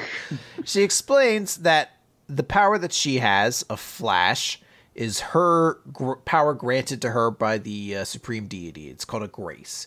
So her grace is Flash, Sariel's is Tornado, Tamiel's is Ocean, and the fourth one is Sun, which was the power or the grace granted to Mael, the one who was dead previously, as noted, I think one chapter ago, or maybe 2. It was just last chapter. Yeah. So Escanor is like, "So you're trying to accuse me of taking this power, or that's what I have?" And he says, or rather, Ludashell actually says, "The power of grace is the power of God. If a human child were to get a hold of it, it would erode away his body and lead him down the path of ruin. You should know that better than anybody. Know your limits, human. Unless you want to die, hand that grace over right now." And Escanor flings his finger forward and it begins to I think burn with sunlight essentially, as he, I guess, maybe just dismisses her sword. I'm not entirely sure how that scenario goes down. I think he burns her sword. He burns it. Yeah. And he says, "Sunshine has been with me ever since I've been born. So assuming this grace is even what you're talking about, that means the grace itself chose me, and I'm the strongest and greatest being there is. So be thankful that I'm on your side." And Hawk's like, "He's the Demon King of Pride." It's like, okay, thanks. So Ludashell and him have a laugh about it and all right, let's work together. That's because he says something super arrogant, so Hawk's just like, "Man, you're super prideful." I'm like, he does get it. I do like the exchange early on in the chapter where they're just talking, because Escanor is like, "What do you think Merlin thinks of me?" And Hawk's just like, "That you get really strong during the day and you're weak and you're only skin and bones at night and you have a stupid looking mustache." And he's like, "You're probably right." I like the exchanges here, and I like just seeing what kind of revelation came out of this. I think it's an interesting twist that adds a lot to Escanor as a character. He's probably the Sin that, after finding out everything we have about Melodius recently, and then very recently with Merlin, we reached this point where it was every one of the members before that. Yeah, every member of the Sins was having this big elaborate backstory. Escanor was just Escanor. But now finding out he is one of the four Graces, it's a pretty big deal. And, you kind of almost question, like, could he be a reincarnation of the Archangel? What sort of situation is that? There's a lot to kind of be intrigued by. So cool in that way. Yeah. Nice detail. But there's not a whole lot to talk about because it was really just that one conversation, and then a couple of little details here and there thrown in otherwise. So, yeah. All right, Chris. Remember what happened last time at Black Clover? William Vengeance, he's a bad guy, Chris. I don't know. I still don't believe it. A guy like that, Nick, I've been hit hard with some stunning revelations about the heroes I worshipped recently, I was a big Harvey Weinstein guy, and having him just torn down, I don't know if I'm willing to accept that William Vengeance might also be a bad guy. So that was revealed. It also revealed that Leash was actually possessing his body, or inhabiting it at the same time, I guess you could say. And so Leash introduces himself to the Wizard King. But although we actually get a little bit of I guess inner monologue from the Wizard King first, which is like, I knew that you were hiding something for a long time. I knew there was a part of you didn't let others see, and I'm sure that Yami felt the same way. That feeling of unease when I encountered the Eye of the Midnight Sun's leader. The fact that from that time I wounded him, I saw you only rarely. I couldn't help but harbor doubts, but I believed it couldn't be anything like that. I guess he's saying I didn't really want to believe that my suspicions were actually possible. I like the idea that everyone's like, we he's knew. William Vengeance, right? He's leashed, right? Everyone's like, they look identical. Identical. I just don't want to believe. He does a really good job with the guild. Can we just, not talk about this, maybe? Hope the media doesn't find out. Look, he wears a mask. No one's ever going to know. But the thing that really does get to the Wizard King is that it's like, Jesus Christ, there's two souls in one body. That is weird.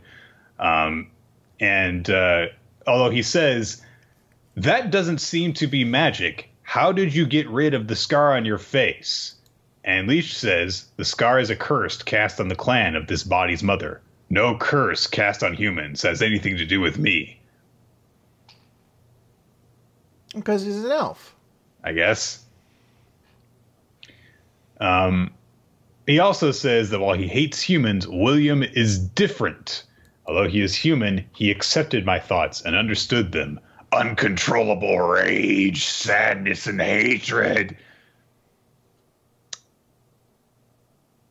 So, yeah.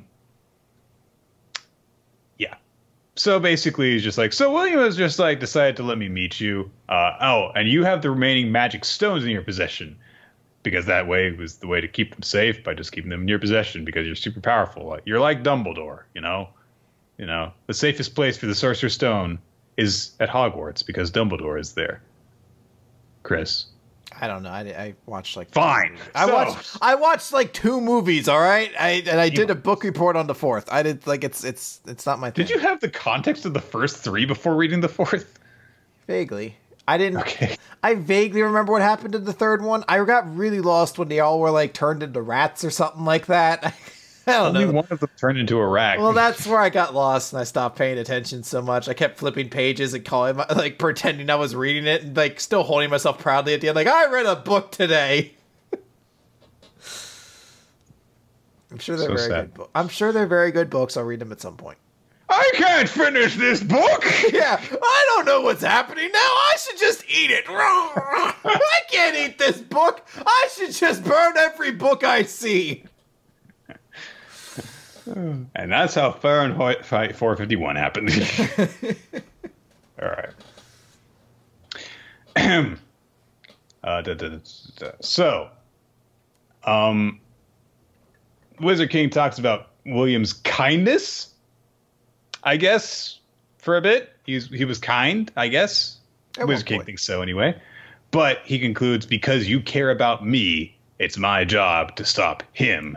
You're rooting for me, and that means I'll win this. And Leash is like, no, you're going to die. Sure. You remember, Nick, that very intense scene that happened in Naruto where it was in the middle of the Chunin exams and the Sound Nation attacked and there was this very tense battle between Orochimaru and the third Hokage. Yeah. And it ended in that that shocking defeat of the third Hokage. But it wasn't that surprising because Orochimaru had shown himself to be that big of a threat kind of to this point. Yeah, putting the curse on Sasuke and having all those weird forbidden abilities that he had demonstrated over the course of the previous arc. Yeah. So it was really interesting.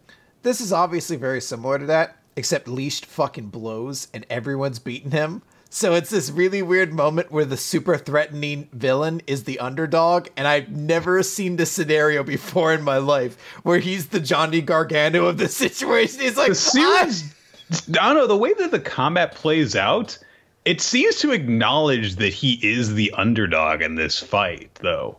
Yeah, that's what's crazy. It's just like everyone's beating this guy. It's so weird to have this moment where it's just like, I could take out the strongest member of your entire army and bring about my master plan. I mean, the odds of me winning right now by Vegas standards are 28-1, so it's not great, but I still believe in myself. I guess that you also had Shigaraki try to take out All Might, so... So, Leash casts Swords of Revealing Light, and shoots out blades of light at the Wizard King, and the Wizard King uses Mana Zone Chronostasis Kurigora, and he says, light magic is the fastest magic there is, but that doesn't mean it can't be blocked. And Leash is like, well, I ran towards you, so that accounts for something, right? He says that he understands the way the Wizard King's magic works, is which he controls the passage of time because he's super powerful like that. He can slow time to practically nothing, bind it up, speed it up tremendously, destroy it. A single attack carries lethal force. Still, I sense destiny in the fact that, ironic as it is, I was born with light magic. The only thing that can oppose time is light. That's not how that works. I know they say the speed of light is infinite. Not really. So, curious thought here. Wizard King's kind of like thing that he sort of explains in this, that he wanted to build a nation and really inspire the idea of kind of changing the way things are and proving that people can be like the strongest and things like that. And there's this notion of just like everybody here can be very strong, you know, all those sort of things. It's never been stated that you can change your magic. Like whatever you're born with seems to intrinsically be what you are stuck with. Like we haven't seen somebody be like, I started as fire and then evolved my book and now I'm magma, and I kept changing it from there. I mean, this dude was incredibly... It's always stuff like, you know, we had to bind two bodies and two grimoires together. Or yeah, and it's my magic has the ability to copy other magic types. Yeah, and you're just like, oh, someone like Gordon's who's just like, I'm just cursed to always have poison vacuum. Like, I'm just a poison person, essentially. And you're like, so, in a way, it's not as true, because you're the strongest mage out there.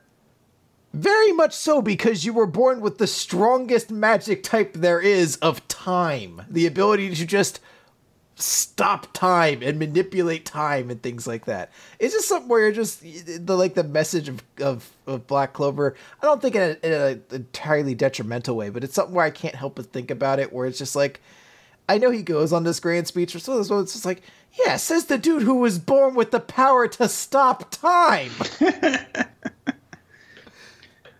They also explain, like, one of the things that makes the Wizard King dangerous is that he combines his time magic with Mana Zone. So he can actually sense things happening in the very near future by speeding up time for the things that would allow him to see the mana around his attacks. So interesting application of it and way of explaining how his foresight ability works, as opposed to just, he controls time, therefore he sees into the future. So... You know what else is a really impressive thing about the Wizard King's powers? He controls time. He can stop time!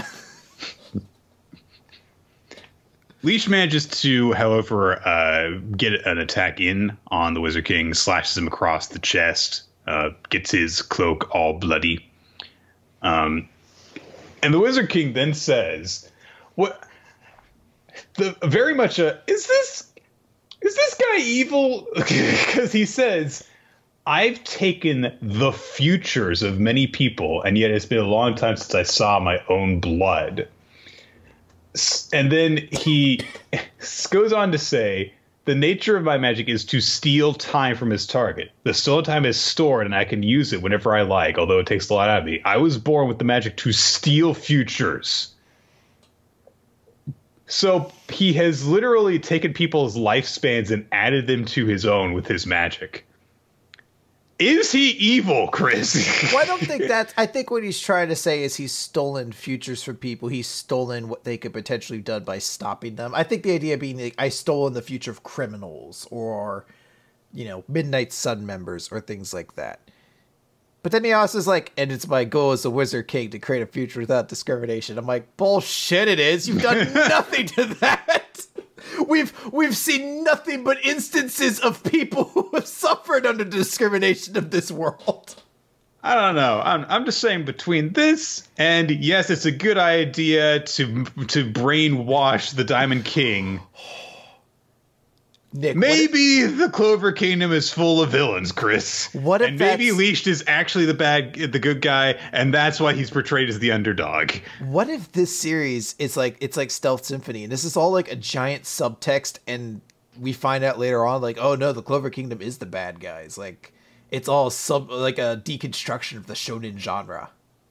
Like the Black Bulls actually join up with the people gathered in the Golden Dawn to take out the evil organization that they've unknowingly been a part of. And our heroes become the Purple Orcas who try to recover from their bad reputation and earn the true respect of the people.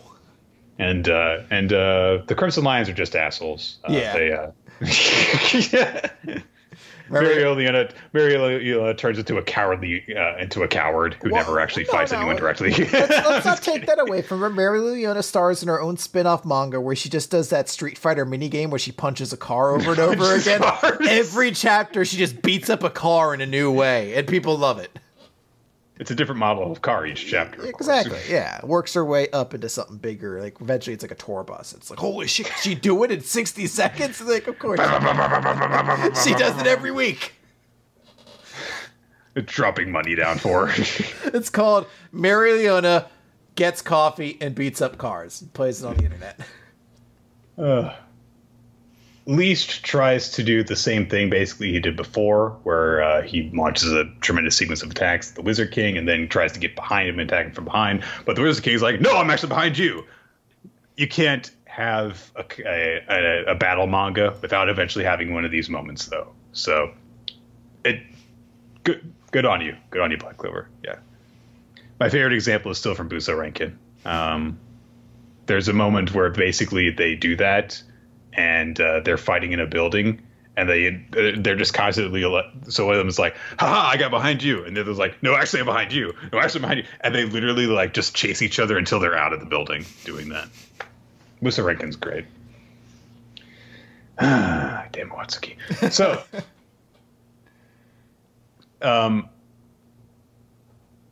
Leash realizes that the Wizard King is going even faster than he was before, and as if to prove him right, he cancels out the light magic he was trying to, or I think he might freeze the light magic he's trying to use to attack him, and he says, I can see your future already. You can't win against me. So, much as we are harping on these two characters, I actually think this is a pretty cool fight that we've got going on in this chapter. So I'll give it that. It's tough to get invested, though. Like, Leashed has literally lost against every person he's fought until this point. I know. If I can't take on 3 douchebags from the least reputed society, then maybe I can take on just one of them. It's like the My Valentine syndrome, where you're just like, you've lost to everybody. You've lost to make the finals of this tournament again. Every single person. You lost to Taya. Well, I forfeited her. No. Hey, hey, there was a filler episode where I beat that ninja guy. Oh, yeah, I guess there was. That makes all the difference. How could I have forgotten? Okay. Let's go on to, what is it? One Piece. One Piece time. One Piece. Okay. Chapter 893, Flampe, 36th daughter of Charlotte. So, this chapter is all about the fight between Luffy and Katakuri, as opposed to the last several chapters we've gotten, which have kind of jumped around a little bit. I guess because, Sanji met up with all the other Straw Hats, like, well, that's kind of done, so let's just go over here now. So, Luffy is obviously really struggling because he took that tremendous blow to the side of his torso. Not nearly as much of his torso has been ripped away as previously appeared to, but he is bleeding rather heavily. He screams out in pain. Meanwhile, Flambe and some of the other onlookers are laughing from the sidelines. And Katakuri continues to beat him up. Flampe thinks to herself, oh, actually, it was me who caused this to happen. And she imagines Katakuri, like, congratulating her and patting her on the head for doing this. Katakuri is really pissed off at Luffy because it seems as though he slipped in the middle of the battle, and that's why he's gotten this injury. So he's just pissed off at him that he's demonstrating this imperfection. And then he just summons a whole bunch of his mochi fist things and beats the crap out of Luffy. It's really vicious. He's getting angrier and angrier because, he says out loud, I was actually starting to admit that you might be worthy, but now you've shown yourself to be very disappointing. We get a little bit of thoughts from Luffy's perspective, where he basically does the Luke and Obi-Wan training from Star Wars, where he's got the blindfold on. He's like, hey, I thought that I saw something, maybe I was imagining it. And Raleigh says, no, imagination is fine. It is beyond such tricks of the mind that you will find the color of observation. You must learn to sense it subconsciously. It's very traditional mentor-y, isn't it? Well, I don't know if we've got something that straightforward out of One Piece in a while. I mean, if you could look at it, it does look like Raleigh is walking around him just beating him over the head with a kendo stick. Well, yes, but if you're going to try and teach someone sixth sense, then that makes perfect sense to do. Yeah, no, I mean, it does. Luffy gets to his feet again, so Flampe decides, okay, here we go. And she shoots a blowgun dart at Luffy, which has a numbing needle, specifically she calls it. Luffy manages to actually kind of lean out of the way of this needle, but then he falls over. Katakuri appears to realize that something is going on because Flampe ducks around the sidelines and she's giggling along with all the rest of the onlookers. And then when Katakuri looks over towards her again, Flampe's like, oh, my brother's looking over this way. Oh, he must be coming to compliment me. Ah! So Katakuri concludes, I get it. So it's not that he lost focus. You hit him with the blowgun, and that numbed him, and so then he faltered in the middle of this heated standoff. That was when I attacked and gouged his belly, inflicting a fatal blow. But do you really think I want to win that way? So he goes over to Flampe, and Flampe jumps out and he's like, yes, that's right, I did it. I helped you out to congratulate me and pat my head and stuff. Yay! I'm your favorite sister, aren't I? And Katakuri's like, what are you giggling about? And he takes his trident and he stabs himself in the torso with it. Well, that is a badass move. I like the detail that his blood actually goes shooting out and hits her in the cheek. That's, well. And he rips off his scarf, revealing his hideous mouth, and says, "When two men are fighting, the last thing I need is some half-hearted assistance." And she freaks out, runs away from him, says for him to keep away because he looks like a monster. And Katakuri says, "If you're gonna laugh at that idiot, laugh at me too." And Flampe says, "You suck." Look how juvenile she is. I mean, she is, what, 15? This makes sense. Yeah. So she immediately is just like, "What the hell? Why would you stab yourself? You're not the brother Katakuri I know. Look at your gross mouth. You look like a pelican eel." And all the other onlookers are just like... And she spits at him. Yeah. Gross. And Katakuri has a flashback to when he was a kid, when he got the same insult thrown at him. So he gathers himself and then just walks back towards the combat. Flampe freaking sicks all the onlookers on him. Like, Jesus Christ. Kids today, Chris, just do not dedicate themselves to anything. They don't respect the honor of a one-on-one combat. So then Katakuri is like, "It's too much trouble to get this girl's respect. I'm gonna just stab myself again." I should just go up. I'm gonna hurl myself into the ocean. Goodbye. The ocean is too far away. I'm gonna just lie down here. That can't be great in One Piece. We're never gonna make it up that mountain. Let's just go back. Joins the Straw Hats. You'll never be king of the pirates, Luffy. That seems crazy. All of your dreams are crazy. Let's go back home and drink. Getting back home is too much trouble. Let's just lay anchor here. I'm just gonna sink the ship and drown us all. All the Straw Hats are reciting their dreams. I'm going to map the world. I'm going to go to the Grand Blue in order to see all the great fish and ingredients there. I'll be the greatest swordsman in the world. I'm going to drink myself into a stupor and sing until I go to sleep. I'm going to sink the boat and kill us all. No, God damn it. Why is he doing it? None of you achieve your dreams. Why is he doing it? Because the milk's gonna expire tomorrow. They're like, "Luffy, why didn't you say that this guy should come with us? He's really funny." I like this guy. Oh, man. So Flampe has completely turned to Katakuri now.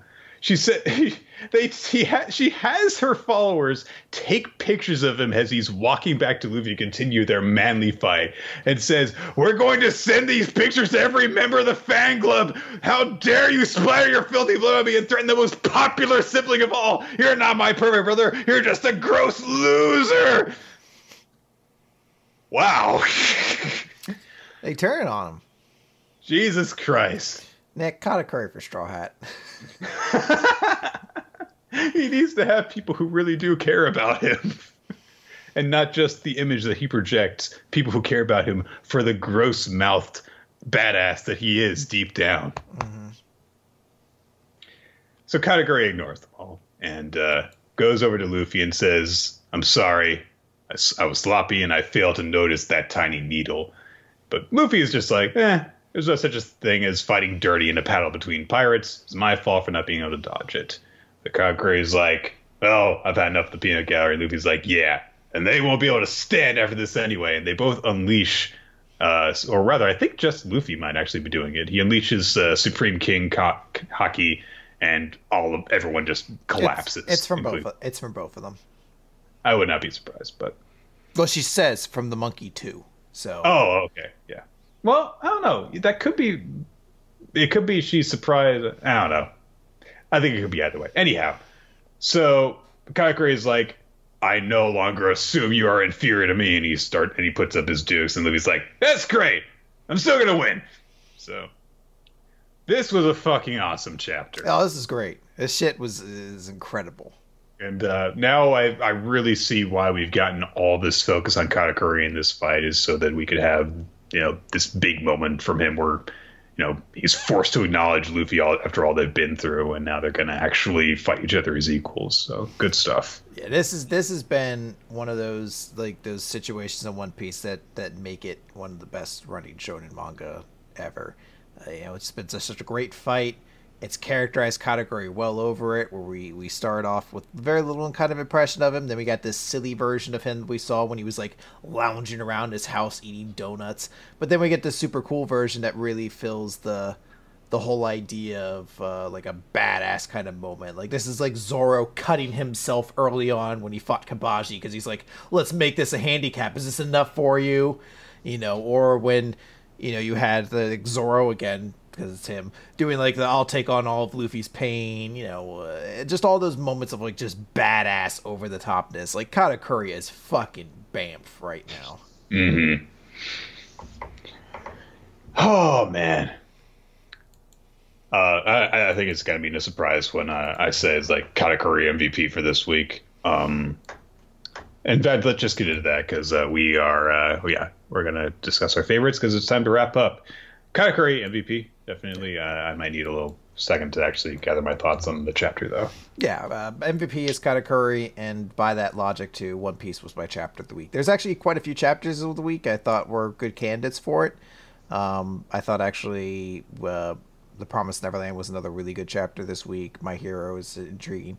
But it's just the fact that chapter was such a great example of One Piece. It got me so crazy excited, invested for what's about to come. I was super pumped for this, so really enjoyed this chapter. We never learn. No. You're like, it's really hot.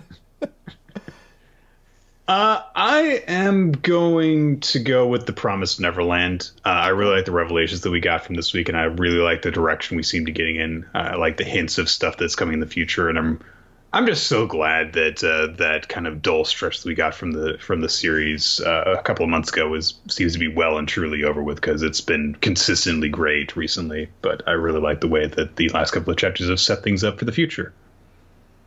Yeah, super good. Okay. So that's going to do it, everybody, for Weekly Manga Recap this week. We want to thank you guys for joining us here on smashcast.tv/RLT and twitch.tv/RLT, where we record the show live Thursdays currently at about 7 p.m. Eastern Standard Time, give or take. If you want to keep updated on when exactly we're going to be doing the show, or in case, for example, one of the sites that hosts us hits the crapper for some reason, then you should follow us on Twitter. At WR Podcast is the official podcast account for the show, and you can also find your hosts at Roulette and at Nick F. Time. We also want to extend special thanks to everyone who supports us on Patreon. Your guys' support allows us to create all sorts of bonus content for you guys to enjoy. We recently put up the bonus episode for January 2018, which was our Asta the Best Christmas Ever special. We had a lot of fun doing it. You guys are going to definitely want to see that thing. It is a fantastically fun little journey. I cannot express enough how amazingly funny Nick is during it. Just as I went through when was editing it, I was like, he has too many good takes. I absolutely enjoyed editing it. Ton of fun. So guys, make sure to go check that out. And let us know if you enjoy it, and give us encouragement if you want to see more of those. Give us messages to that extent, so we know that that's what you're interested in. You'd like to see more things like that. Always looking for feedback of that sort. If you want to check out more of the show, you can follow us on YouTube, iTunes, and on weeklymangarecap.podbean.com. That is where we store all of our old episodes. If you would like to send us feedback, ask questions for our Q&A episode, or suggest a future manga for us to read, you can send all that stuff to weeklymangarecap at yahoo.com. And do all the stuff that helps us to beat the woodworkers, please. Yeah. Special thanks, finally, of course, to Infamous Planet and to Steve Mann, our top card artist. Thank you guys for your help. And to everybody who contributed, by the way, to the Ask Them the Best Christmas Ever special, because there were quite a few bonus voices in there. Lil Dan, Annalise. God, I don't know who all you ended up getting for it, because I wasn't around for all the sessions. Yeah, Brennan did our voice of our narrator. Daniel Marsden, Big Dan, he did the voice of Yami and Charlotte. I'm trying to think if there was anybody else, and I'm sure I'm missing somebody. Infamous Planet, who did Boruto. The very passable American accent. Yeah, just an extremely, extremely great cast and tons of fun. Just a really hilarious thing to listen to. So yeah, go enjoy it, guys. It's super fun. May try to put up like a clip of it. So if you're not a bonus patron or if you're not a champion patron, you're curious to hear it and see if you'd be interested. I might try to get a clip of it to throw up there to give you a taste, a little Susan. All right. And that's going to do it, everyone. We will see y'all next week with a special guest. Ooh, who's the special guest? Can I guess who it is? Sure. Is it me? I mean, you're on it. So I'm not right. No. I give up then. I'm just going to burn this whole show down. As you do, bye. Last episode, bye.